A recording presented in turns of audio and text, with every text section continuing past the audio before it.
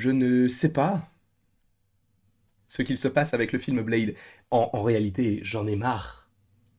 J'en ai marre. Vous savez, il y a plusieurs petites rubriques sur la chaîne. Des fois, on dit des choses sur Sony. On déverse supposément une haine possible, bien sûr. Des fois, on parle de Pixar en bien, des fois, on parle de Marvel en bien ou en mal, peu importe. Et des fois, on parle de Blade pour dire que ça ne va pas. Parce que je ne, ou en tout cas, je ne me souviens pas d'un seul moment, peut-être qu'il y en a, on va dire sur 10 vidéos, il y a dû avoir une ou deux vidéos sur Blade qui étaient positives sur le film. Non pas que je ne l'attende pas, non pas que le film soit mauvais, mais par rapport au fait que le film n'arrive pas. Est-ce que le film va arriver à un moment donné? Et je sais que des gens ont perdu espoir parce qu'il s'est passé tellement de choses autour du film Blade. Et en réalité, je pense que quand on aura le film Blade, je vous ferai une vidéo complète sur qu'est-ce qu'il s'est passé à tel moment, pourquoi ça a capoté. On va se renseigner. Mais là, juste petit récapitulatif, je l'ai dit maintes et maintes fois, mais le film Blade a été annoncé en 2019 lors de la San Diego Comic Con. On a eu le One More Thing, entre guillemets, donc on a eu l'acteur Mahershala Ali et le personnage. Ensuite, on l'a eu dans Eternals dans un caméo vocal, sachant qu'Eternals devait initialement sortir en 2020.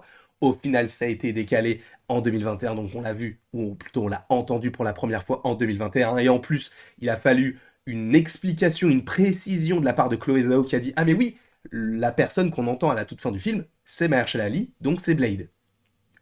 Ok, pas de souci. Moi, ça me va. Ok. Ensuite, on a eu un réalisateur pour Blade.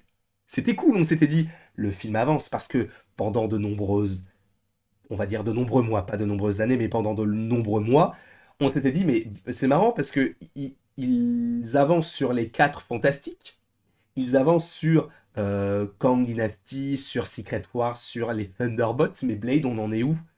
On n'a pas de réal. Et au final, on en a eu un. Et au final, ça n'a pas fonctionné. Ils se sont dit, non, divergence artistique. Parce qu'en gros, ce qui en découle, ce serait que Mahershala Ali n'ait pas apprécié déjà les intentions du réalisateur et le scénario. D'où le fait que, eh bien, Marvel, qui est très très impliqué par rapport à Mahershala Ali et évidemment inversement, ils se sont concertés en disant c'est terminé, on va prendre un autre réal et je vais bosser moi-même sur le projet et je vais être plus que l'acteur de Blade. Donc, on partait du principe que Mahershala Ali était véritablement bien implanté dans le projet. D'accord. Le fait est que donc le réalisateur est parti, Mahershala Ali continuait de bosser dessus, on avait un scénariste qui bossait sur True Detective qui apparemment devait bosser du coup sur le film Blade, et on a eu un réalisateur qui était franco-britannique, je ne me souviens plus de son nom, mais ok, pourquoi pas. Grève des scénaristes. Il y a quelques jours. Sachez que Mathéo a fait un live ou une vidéo, je ne sais plus, sur le sujet, c'était assez complet, il n'y avait pas de souci, hein. Grève des scénaristes. Sachez que ça, c'est déjà arrivé fin d'année 2000. Personnellement, je l'ai vécu avec notamment la série Heroes. Pour rappel, la série Heroes contre 4 saisons. Et c'est vrai que quand tu vois d'un prisme plus lointain, tu te dis, bah, la saison 1, 3 et 4 ont genre entre 15 et 20 épisodes. La saison 2 n'en a que 11. C'est très étrange quand même. Et moi, à l'époque, j'étais tout petit, je ne savais pas qu'il y avait une grève. Pour moi, c'était juste que bah, le programme n'avait pas marché, donc ils se sont dit, bon, on va faire une saison 2, mais on va faire moins d'épisodes. Et après, je me suis dit, bah, vu que la saison 3 et 4 ont plus d'épisodes, ça voulait dire que la saison 2 avait plus, donc ils ont continué, ils ont remis de l'argent dedans. Pas du tout. Il y avait la grève pardon, des scénaristes, ce qui a fait que Heroes n'a plus eu de budget pour enfin, on n'a plus eu de scénaristes plutôt, et de budget pour les scénaristes, pour justement développer comme il se devait la série. C'est pour ça qu'il n'y avait que 11 épisodes. Et là, on continue. Et on s'est dit, quand il y allait avoir le. Enfin, quand on a vu la news, je m'étais dit, ah bah, il va y avoir des reports. C'est évident. Blade, comme par hasard. Donc, on a un réal, on a des acteurs, on a tout ce qu'il faut. Le film était censé tourner pardon, supposément selon les dernières rumeurs, en juin. Terminado, frérot. Terminado. Évidemment qu'il ne va pas tourner en juin. Sauf si, miracle, on trouve un truc qui fait que les scénaristes sont contents, ce qui m'étonnerait fortement d'ici peu de temps. Donc, on peut supposer que la sortie de Blade en 2024 est compromise. Donc, supposément que Blade, début 2025, les 4 Fantastiques, possiblement décalés, etc., ça va tout décaler. Supposément, encore une fois. Le fait est que, comme je vous l'ai dit, le film a été annoncé en 2019. Et si on décale Blade, c'est évident que ce sera en 2025. Minimum. Entre 2019 et 2025, il y a 6 ans. Ça veut dire que 6 mois, lors de l'annonce de Blade, ma copine avait eu un enfant. Pour la sortie du film, cet enfant serait déjà au CP. Je répète, il serait déjà au CP. Ok. Donc, c'est très étrange. Et c'est... Je ne comprends pas. Pourquoi? En plus, c'est vraiment le projet que j'attendais le plus. Je m'étais dit, le côté horrifique, des vampires, Mère Shalali, tout est imbriqué pour que ça fonctionne. Rien ne fonctionne. Mais Daniel RPK nous a partagé certaines petites choses, et notamment, en gros, la semaine dernière, il avait dit qu'il allait donner 3 news sur les 4 Fantastiques et une news sur Blade par rapport au casting. Il avait dit que Marvel avait offert des rôles pour Galactus, la Torche Humaine et la Femme Invisible pour respectivement Antonio Banderas, Paul Mescal et Margot Robbie. Rien ne dit s'ils ont accepté ou non. Par ailleurs, pardon, My Time to Shine a confirmé le fait que, alors encore une fois, ce ne sont des scoopers et des rumeurs, encore une fois, rien n'est officiel, mais a confirmé qu'Adam Driver était bien en pourparlers avec Marvel pour jouer Mister Fantastic, et apparemment, là, depuis il y a maintenant quelques heures, selon My Time to Shine, c'est bon, c'est fait, c'est Adam Driver qui sera Red Richards. Moi, ça me va, je sais que pour beaucoup d'entre vous, ça ne va pas, mais moi, ça me va. Sauf que, du coup, concernant Blade, Saul Williams donc, a été casté pour jouer Jamal Afari dans Blade. Et je me suis un petit peu renseigné, si je ne dis pas de bêtises, Jamal Afari, en gros, c'était un disciple de Blade pour chasser des vampires. Parce que Blade, pour rappel, c'est un chasseur de vampires.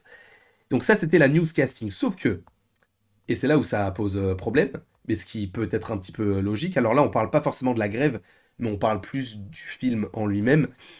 L'acteur, donc, et je vais citer tout ce que dit Daniel Arpeca, donc, guillemets, je crois comprendre que Aaron Pierce, donc cet acteur qu'on a vu, je crois, si je ne dis pas de bêtises, dans le film Old de M. Night Shyamalan, ne fait plus partie de la distribution et que son personnage a été retiré du scénario actuel. Alors, on parlera de son personnage parce que c'est hyper intéressant, vous allez voir.